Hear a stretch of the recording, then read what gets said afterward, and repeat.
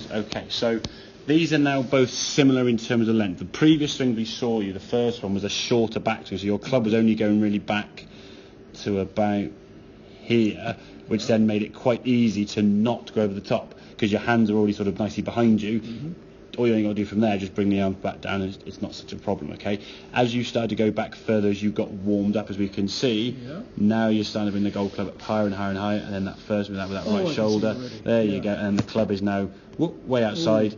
He's hitting the hole of the golf club, it's a shoot along the low right there, big over the top, hands a long way from the body there, and the club we can see now very much out and away from just a bit of a position where it's going to cause the ball to spin off to the right there, okay? So this backswing now, again, same good deep backswing, okay? So you're getting the club back nice and far behind you, okay? And now that club can now work down. So when you get to about here, hands are a lot closer. Club now is just slightly outside your hand, so therefore it's not miles away.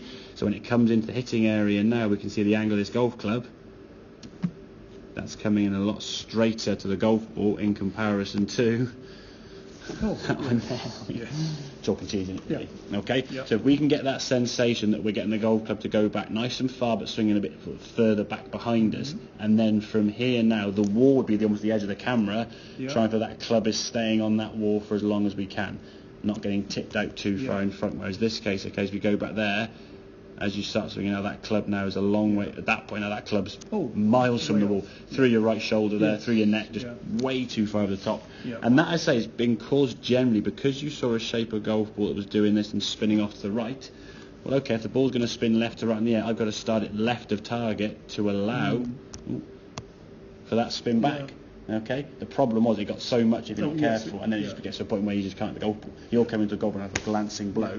You're striking the middle part of the club is going to be very difficult, because if you're not going through on a fairly direct line, hit the ball this way, hit the club early, hit it middle, hit it late, depending on where the ball's positioned in some ways.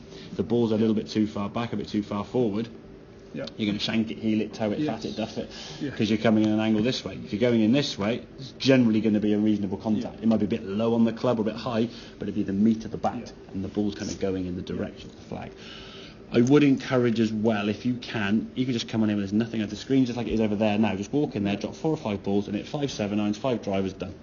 That would take you about 2 minutes, I reckon, potentially. Do them quite quickly, get yourself warmed up, and just feel the arms swinging. So when you walk that first tee, you're in a better position to hit that first tee shot, not then going, oh god, man, we'll do sort of 4 or 5 windmills. Exactly.